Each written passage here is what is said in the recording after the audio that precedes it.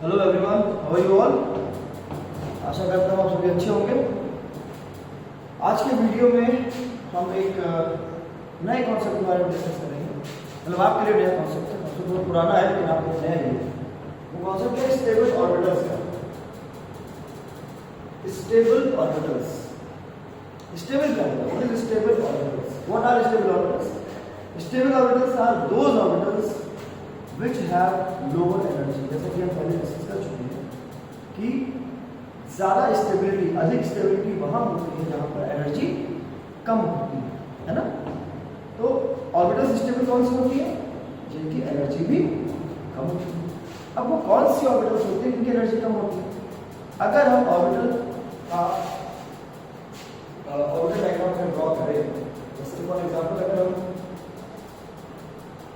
ये सपोज करें कि ये p सबशेल है, इसमें ये 3 ऑर्बिटल्स हैं, ये p ऑर्बिटल्स हैं, ठीक है।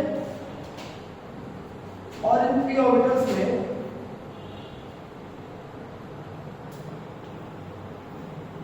कुछ इलेक्ट्रॉन की पोजीशन इस तरह से, और हमारे पास एक और p ऑर्बिटल है, मतलब एक और p सबशेल है जिसमें 3 p ऑर्बिटल्स हैं, उसमें कुछ ऐसे इलेक्ट्रॉन्स फिल्ड हैं,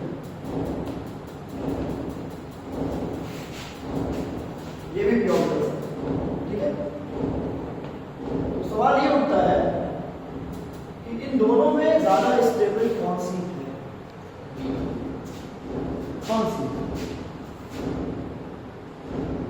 ज्यादा स्टेबल? कौन सी? इन दोनों में ज्यादा स्टेबल, इन दोनों में ज्यादा स्टेबल ये वाली है। ये इतनी स्टेबल नहीं। क्यों? क्योंकि there is a thumb rule. क्या है वो थंब रूल? वो थंब रूल ये कहता है, इसको आप सभी लोग नोट कर लीजिए अपने अपनी नोटबुक में, कि एग्जैक्टली हाफ फील्ड और exactly full field orbitals are more stable, वो अधिक स्टेबल है। अगर ऑर्बिटल एग्जैक्टली हाफ फील्ड है या एग्जैक्टली क्या है फुल फील्ड, तो उसकी स्टेबिलिटी अधिक होती है, ठीक है। तो अगर इसके अगेंस्ट आपको कोई दूसरी ऑर्बिटल दिखाई पड़े, दूसरी सबशेल में कुछ ऑर्बिटल दिखाई पड़े जिसमें वो एग्जैक्टली फुल फील्ड ना हो, सपोज कुछ ऐसा हो, तो इन दोनों में कौन सी ज्यादा स्टेबल हुई? इन दोनों में ये वाली ज्यादा स्टेबल हुई। क्यों? Because of this thumb rule. This thumb rule is something that explains that an orbital, a subshell has to be more stable if it is exactly half filled or exactly full filled या completely filled, ठीक है। और ऐसा होगा क्यों? चलिए अब आप ये बताइए ऐसा होगा exactly half filled subshells या exactly या completely filled subshells ज्यादा स्टेबल क्यों? उनकी एनर्जी कम क्यों?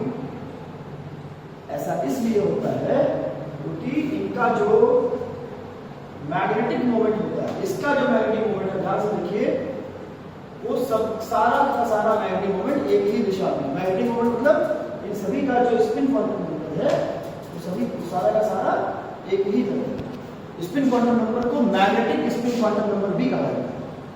यहाँ पे अगर आप देखेंगे तो इन दोनों का जो एक तरफ है, लेकिन इसके इफेक्ट को ये वाला इलेक्ट्रॉन कैंसिल आउट कर देगा, जिसकी वजह से इसकी स्टेबिलिटी इसके मुकाबले कम हो जाती है।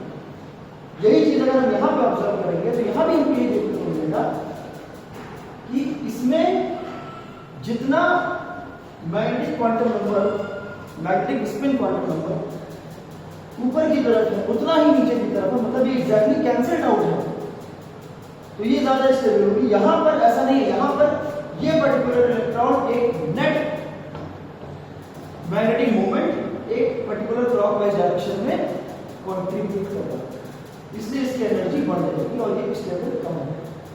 समझे? क्लियर है? बहुत आसान सी जब कभी भी इलेक्ट्रॉन का ओरिएंटेशन एक ही दिशा में होगा तो वो ज्यादा स्टेबल होंगे।